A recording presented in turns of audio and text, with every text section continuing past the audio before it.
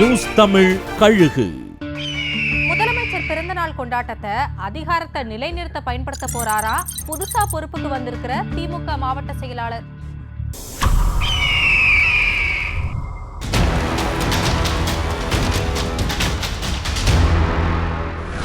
கடந்த 3 வருஷமா எந்த ஒரு பதவியும் இல்லாம சிம்பிளா இருந்த தோப்பு வெங்கடாச்சலத்துக்கு இப்ப திமுகவுல ஈரோடு மத்திய மாவட்ட செயலாளரா பதவி கிடைச்சிருக்கு. பெருந்துறைய திமுகவோட கோட்டையா மாத்தணும்னு சொல்லி ஆதரவாளர்களுக்கு உத்தரவிட்டிருக்காராம் தோப்பு வெங்கடாச்சலம். ஆனா பெருந்துறை சட்டமன்ற உறுப்பினரா இருக்கிற ஜெயபிரகாஷ் மறைந்த முதலமைச்சர் ஜெயலலிதா பிறந்த நாளைக்கு பெரிய கூட்டத்தை கூட்டி டிராக்டர்ல ஊர்வலம் போய் ஊரையே ஸ்தம்பிக்க வச்சிருக்காரு. அது மட்டும் இல்லாம ஊர்வலத்துல கலந்துகிட்ட தொண்டர்களுக்கும் பொதுமக்களுக்கும் டோக்கன்கள் வழங்கப்பட்டு குலுக்கல் முறையில பீரோ, கட்டில், மிக்சி, ஃபேன், சில்வர் பாத்திரம், கிரைண்டர், தங்க காயின் போன்ற பரிசு பொருட்கள் எல்லாம் கொடுக்கப்பட்டிருக்கு.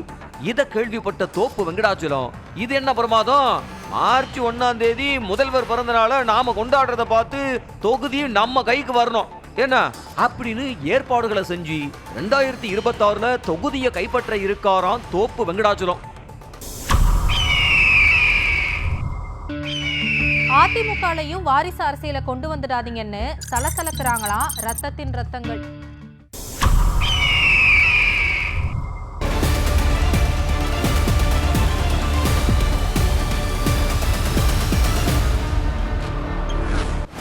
இதுவரைக்கும் பொது நிகழ்ச்சிகள்ல என்ட்ரி கொடுக்காத அதிமுக முன்னாள் அமைச்சர் தங்கமணியோட மகன் தரணிதரன் ஜெயலலிதா பிறந்தநாள் விழாவில் தலை காட்டியிருக்காரு. தொடர்ந்து அதிமுகவில் முன்னாள் அமைச்சர்களோட மகன்கள் கட்சியில பொறுப்புகளை வாங்கிக்கிட்டு செயல்பட்டு வர்ற நிலையில நாமக்கல் மாவட்டத்துல அந்த மாதிரியான நிகழ்வுகள் இல்லாம இருந்துச்சு. குறிப்பா கடந்த முறை அமைச்சரா இருந்த தங்கமணி பல்வேறு இடங்கள்ல தான் மகன் அரசியலுக்கு வரமாட்டார்னு பேசியிருந்தாரு.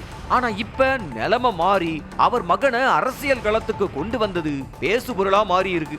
அமைச்சருடைய மகன் அப்படிங்கறதுனாலயே பேச வச்சதா சொல்ற கட்சி நிர்வாகிகள் அவர் பேசின விஷயத்தினால ஷாக்ல இருக்காங்களாம். ஜெயலலிதாவோட புகழ பேசாம திமுகவை விமர்சிச்சோம், தன்னோட அப்பாவை புகழ்ந்தோம் தரணிதரன் பேசினது ரத்தத்தின் ரத்தங்களை கலக்கமடைய செஞ்சிருக்கு. தங்கமணி வாரிசு அரசியலை கையில் எடுத்து 2026ல தாம் பையனுக்கு சீட்டு கேட்க இருக்காருங்கிற கேள்வியையும் எழுப்புறாங்க அதிமுகவினர்.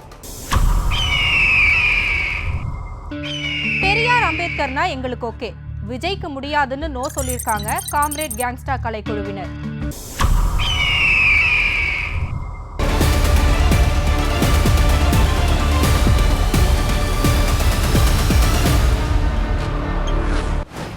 தமிழக வெற்றி கழகத்தோட 2வது ஆண்டு துவக்க விழா மகாபலிபுரத்துல நடைபெற்றுச்சு.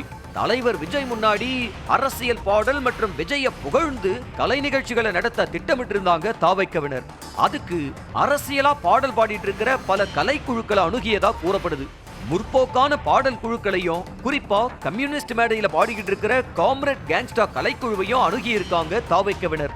அதுக்கு நாங்க முற்போக்கான மேடைகள்ல அரசியல் மற்றும் மக்கள் பிரச்சனைகளை முன் வச்சுதான் பாடுவோம்.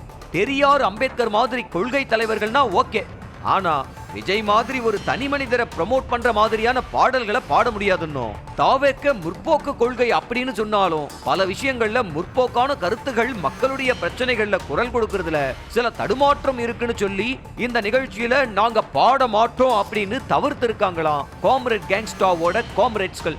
அதுக்கப்புறம் தான் சினிமாவில் பாடுற பெண் பாடகர் ஒருவரை கூப்பிட்டு வந்து விஜய் முன்னாடி நிகழ்ச்சியை நடத்தி இருக்காங்க தாவைக்கவினர். தலைநகர்ல அமைச்சருக்கும் எம்பிக்கும் இருக்கிற பனிப்போர்ல மாட்டிக்கிட்டு முழிக்கிறாங்களா உடன்பிறப்புகள்.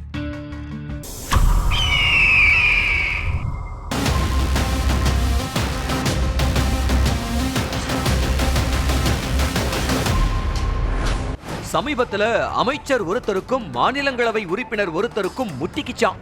சென்னை கொளத்தூர் தொகுதிக்குட்பட்ட பகுதியில முதல்வரோட பிறந்த நாள 365 நாளும் காலை உணவு வழங்கும் திட்டத்தை அமைச்சர் சேகர்பாபு தொடங்கி வச்சாரு. சட்டத்துறை இணை செயலாளரும் மாநிலங்களவை உறுப்பினருமான வழக்கறிஞர் கிரிராஜனுக்கு அழைப்பு விடுக்கப்பட்டிருந்த நிலையில அவர் வர்றதுக்கு முன்னாடியே அமைச்சர் சேகர்பாபு வந்ததுனால நிகழ்ச்சி துவங்கப்பட்டு பொதுமக்களுக்கு காலை உணவு வழங்கியிருக்காங்க. இத பார்த்து ஆத்திரமடைஞ்ச கிரிராஜன் எம்பி அங்கிருந்த திமுக நிர்வாகிகளை கூப்பிட்டு வாய்க்கு வந்தபடி திட்டியிருக்காரு. திமுகவினரோ அமைச்சர் வந்துட்டாரு, அவர் ஆரம்பிக்க சொன்னதுனால ஆரம்பிச்சிட்டோம்னு சொல்ல, என்னது அமைச்சருக்கு இருக்க அதிகாரம் எனக்கும் இருக்கு. இத நான் எங்க காட்டணுமோ அங்க காட்டிக்கிறேன்னு கோவமா சொல்லிட்டு போயிருக்காரு. அமைச்சருக்காக பேசுனா எம்பிக்கு கோவம் வருது, எம்பிக்காக பேசுனா அமைச்சருக்கு கோவம் வருது. நாம யாருக்கு தான் பேச முடியும் அப்படின்னு புலம்புறாங்களா உடன்பிறப்புகள். அந்த 4 பேருக்கும் எங்களுக்கும் எந்த சம்பந்தமும் இல்லைன்னு சபாநாயகருக்கு லெட்டர் கொடுத்திருக்காங்களா அதிமுகவினர்.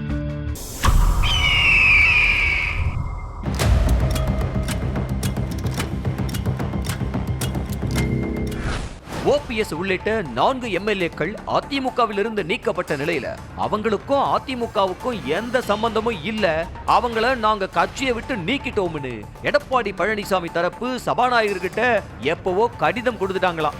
அந்த கடிதத்தின் மேல சபாநாயகர் தரப்பிலிருந்து இப்ப வரைக்கும் எந்த நடவடிக்கையும் எடுக்கலையாம். நாளைக்கு ஏதாவது அவங்க சட்டமன்றத்துல பேசினா அது அதிமுக சார்பில் பதிவாக கூடாதுன்னு இபிஎஸ் தரப்பு இப்படி ஒரு முடிவு எடுத்திருக்காங்களாம். அதே மாதிரி இந்த எண்ணிக்கை மாறுறதுனால அதிமுகவுக்கு ராஜ்யசபா சீட்டு உட்பட எதிலையும் பாதிப்பு வராதுங்கிறதுனால சட்டமன்ற எண்ணிக்கை குறைஞ்சாலும் பரவாயில்லன்னு அப்பவே இந்த முடிவு எடுத்திருக்காங்க இபிஎஸ் தரப்பு.